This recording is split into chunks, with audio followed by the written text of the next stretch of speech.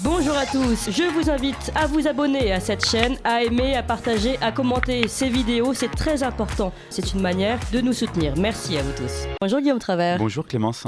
Vous êtes universitaire, économiste, collaborateur de la revue Éléments, auteur du livre La société de surveillance stade ultime du libéralisme, enfin notamment de ce livre parce que vous en avez de nombreux aux éditions La Nouvelle Librairie, et fondateur également du laboratoire d'idées Champ Commun, qu'on peut trouver sur quel site, rappelez-nous? Donc champcommun au pluriel.fr. Voilà, ça a le mérite de la simplicité. Et alors, vous avez écrit un article sur les pavillons de complaisance, une piraterie au service du commerce mondialisé. Alors, pour rappel à nos auditeurs, le transport maritime aujourd'hui, c'est quand même 80% du commerce mondial de marchandises. Alors, pourquoi? Tout simplement parce que aujourd'hui, dans un commerce mondialisé, on fait toujours plus d'économies d'échelle et avec des porte-conteneurs toujours plus importants. Et finalement, le plus simple, c'est encore de passer par la mer avec des porte-conteneurs qui ont des dimensions pharaoniques. Certains peuvent dépasser les 400 mètres de long et 60 mètres de large. Mais alors, derrière ce commerce mondial, on va dire, fait par le bateau, il y a un autre scandale, et c'est celui-ci que vous souhaitez dénoncer, un scandale financier, écologique, social et juridique, et dont personne ne parle, c'est ce scandale des pavillons de complaisance. Est-ce que vous pouvez nous expliquer? Alors c'est assez simple, comme vous le disiez, 80%, voire 90% de ce qu'on consomme, en tout cas de ce qu'on consomme qui vient de l'étranger, Oui. est transporté par la mer. C'est-à-dire c'est une très grande part de tous les biens qui nous entourent viennent par la mer. Et les pavillons de complaisance, en fait, c'est la nationalité du navire. Quand vous avez un navire qui vient de quelque part, il est soumis à un régime juridique. Quel régime? De l'État qui lui donne son pavillon. Si vous avez un navire qui a un pavillon français, il est soumis au droit français. Et si vous avez un navire qui a un pavillon du Panama, il est soumis au droit du Panama. Il y a encore 40 ans... Ça, c'était quand c'était simple. Alors ça, c'était quand c'était simple. Ouais. Il y a encore 40 ans, quasiment tous les navires avaient le pavillon de l'État auquel ils appartenaient presque naturellement. Si le navire était possédé par une société française, eh bien naturellement, il avait un pavillon français, donc il était soumis au droit du travail, au droit de l'environnement français, etc. Depuis une quarantaine d'années, c'est évidemment un petit peu plus ancien pour certains navires, mais ça a vraiment commencé à croître depuis les années 80. On a une décorrélation de plus en plus complète où quasiment tous les armateurs de la planète ont commencé à enregistrer leurs navires non plus en France, aux États-Unis, en Angleterre, en Grèce, etc., mais dans donc des petits pays, les trois plus grands étant le Libéria, le Panama et les îles Marshall, qui offrent des régimes donc extrêmement complaisants en termes déjà de régime fiscal, avec souvent c'est ça, bien connu comme étant des pays d'évasion fiscale. Tout à fait, donc généralement des taux d'imposition de 0%, et puis évidemment un nombre de conventions en matière environnementale, technique, de droit du travail, beaucoup plus faibles, et donc en fait ces navires-là sont venus à échapper complètement au droit général. On a des régimes presque de droit parallèle, et ce qui est très important, c'est qu'évidemment tout ce qu'on a connu depuis 40 ans, à savoir la désindustrialisation, le remplacement complet de l'industrie française ou européenne par des biens importés de l'étranger, a été rendu possible par cela, parce que c'est évidemment l'abaissement considérable des coûts de transport, oui. le fait qu'on puisse, je voyais encore il n'y a pas longtemps, par exemple, du poisson pêché au large des côtes de Bretagne, qui est envoyé en Chine pour être vidé, et qui est réimporté en Europe pour être vendu dans un supermarché en Bretagne. Oui. Et donc tout ça, on le fait parce que les coûts sont tellement bas, et on peut être tiré par le bas précisément parce que ces infrastructures de transport, ces réseaux de transport maritime ne sont quasiment plus soumis à aucune règle, ou en tout cas à des règles beaucoup plus... Peut-être parce que finalement, ils ont presque d'autres intérêts financiers que celui du transport. On va en parler après.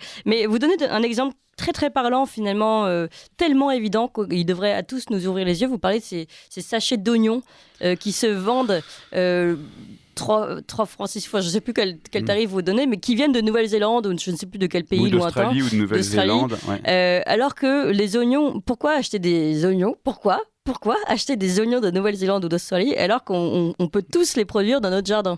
Alors effectivement, il y a deux problèmes. Il y a le problème évidemment des coûts de transport qui fait qu'aujourd'hui, les coûts de transport sont tellement bas qu'il est profitable de déplacer absolument n'importe quoi. Alors si vous regardez en gros, moi je suis par ailleurs aussi historien, quand on regarde l'histoire longue, historiquement les seules choses qui se déplaçaient sur de grandes distances, c'était les choses qui avaient une très forte valeur. C'est ce que vous expliquez. Les parfums, les denrées rares, les textiles raffinés, etc. Parce qu'on disait, bah voilà, c'est comme ça coûte cher de se déplacer, mais on va ne se déplacer que si le bien en vaut vraiment la peine. Oui, ça c'est très intéressant que vous le rappeliez, c'est-à-dire que ces échanges mondiaux, finalement, d'ailleurs on le dit, la route de la soie et tout ça, il y a certaines grandes routes mondiales qui ont toujours existé. Tout à fait. Mais pas pour des oignons. Exactement, pour un nombre très petit de biens. Et l'idée qu'on a déplacé sur de très grandes distances, ou du bois, par exemple, quand on voit qu'aujourd'hui on exporte beaucoup de la production de chêne français part en Chine, l'idée de faire faire 20 000 km à des rondins de bois est quelque chose d'extrêmement récent à l'histoire humaine. Et ça n'a été possible que parce que les coûts de transport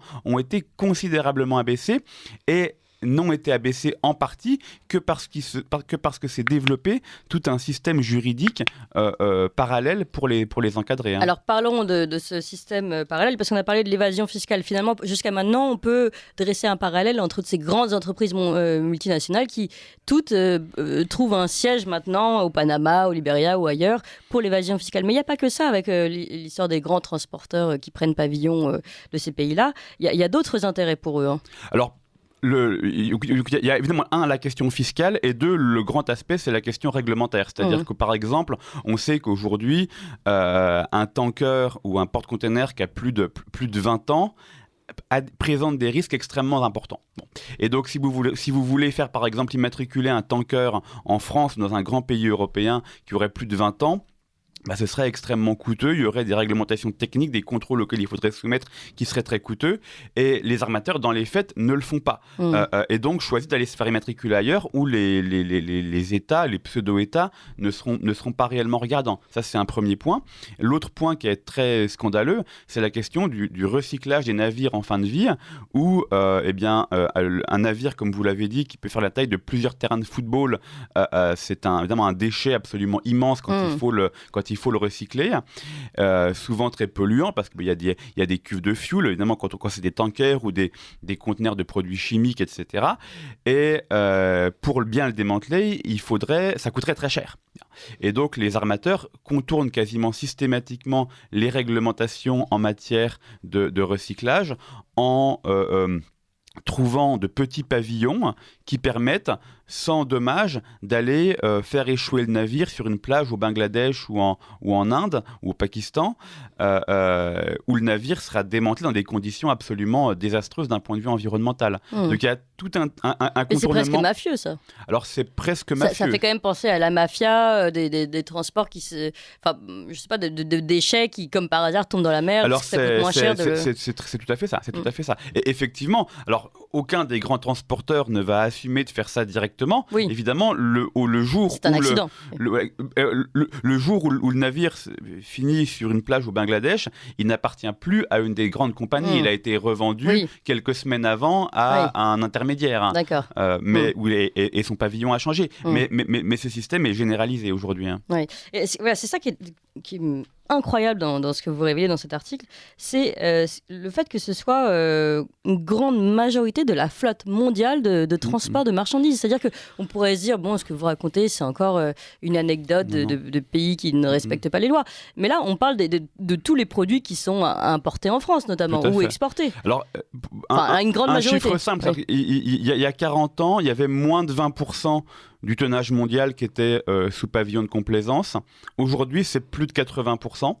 Donc, c'est évidemment l'immense majorité. Et encore, ce chiffre est biaisé. Plus de 80%. Plus de 80%, sachant que certains pays dans le monde ont des compagnies nationales. C'est-à-dire que si, par exemple, vous êtes en Algérie, il y a une compagnie nationale algérienne, une compagnie nationale iranienne, par exemple en Iran, et eux, forcément, leurs navires sont immatriculés en Iran ou en Algérie. Donc, si on prenait que la flotte privée, on ne serait pas loin de 100%. Et donc, vous prenez les grandes compagnies qu'on connaît, MSC, CMA, CGM, MSC etc. qui a fait parler d'elle. Voilà. Eh bien, je pense que 100% ou 95% de leurs navires sont dans des pavillons de complaisance.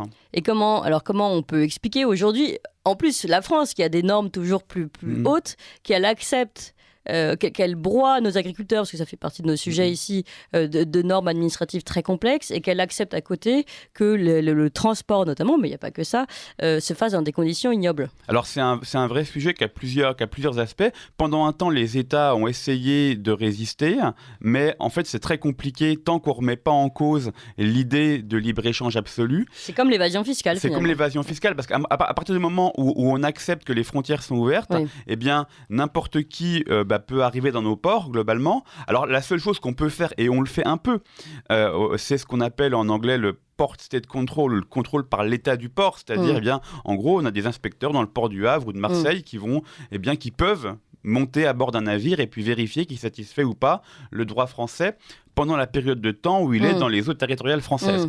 Sauf que les moyens pour ça sont peu importants. Oui, puis ce serait quoi, une amende? Alors ça peut être différent, ça peut être des amendes, ça peut être des obligations à régler certains problèmes techniques, des engagements à les régler, etc. Oui, mais sont-ils réglés plus tard? Y a-t-il un suivi? En partie, oui, parce que les États sont coordonnés. Le problème est plutôt le suivant, c'est qu'en fait, comme c'est un marché extrêmement compétitif, tous les grands ports de la planète sont en concurrence les uns vis-à-vis des autres. Et donc, si le port du Havre, par exemple, se mettait à inspecter beaucoup trop fréquemment tous les navires qui rentraient, eh bien, les armateurs diraient on va débarquer à Rotterdam et les marchandises finiront leur trajet en camion ou en train. On a intérêt à être assez complaisant. Voilà. Et donc, dans les faits, les ports n'ont même pas réellement intérêt à contrôler autant qu'ils pourraient l'avoir. Tant qu'on n'aura pas de retour aux frontières ou en tout cas aux intérêts nationaux.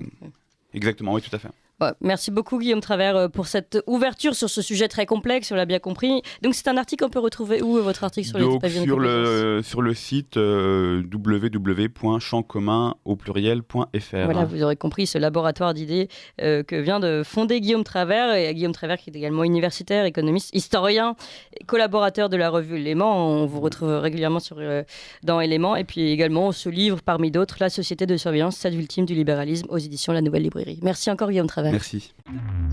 Vous appréciez cette émission? Alors aidez Radio Courtoisie à en produire d'autres en indépendance totale.